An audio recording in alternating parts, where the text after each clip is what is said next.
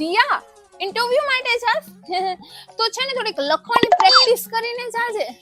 કેમ? અરે તારી એન્ટ્રી પહેલા એચઆર ડિપાર્ટમેન્ટમાં જ થશે. ત્યાં તને 10 પેજનું ફરફરિયું આપશે. મીન્સ કે ફોર્મ આપશે. ત્યાં તારે સેમ ડિટેલ 10 પેજમાં સેમ ડિટેલ જ લખવાની થશે. એટલે કહું છું કે થોડીક લખવાની પ્રેક્ટિસ કરીને જાજે એમ. પછી છે ને એચઆર વાળા તને ઇન્ટરવ્યુ માટે છે ને તારા મેનેજર પાસે લઈ જશે. પછી તારો મેનેજર તને બહુ મોટી કરશે કે જેમ જેમ તમારો પરફોર્મન્સ સારો હશે એમ એમ તમારું ઇન્ક્રીમેન્ટ થશે. પણ તું યાદ રાખજે તારું ઇન્ક્રીમેન્ટ વર્ષમાં એક જ વાર થશે અને ઈ પણ ખાલી 150 રૂપિયા. ઓકે? અને સાચી પોલિટિક્સ તો છે ને તારી છે ને તારા સિનિયર આરે થશે. કેમ કે ઈ તો છે ને 5 વર્ષથી આ ઈની કંપનીમાં કામ કરતા હશે અને કહેતા હશે હું તો નેક્સ્ટ મંથ હમણાં રિઝાઇન આપી દઈશ. પણ યાદ રાખજે ઈ રિઝાઇન નહીં આપે.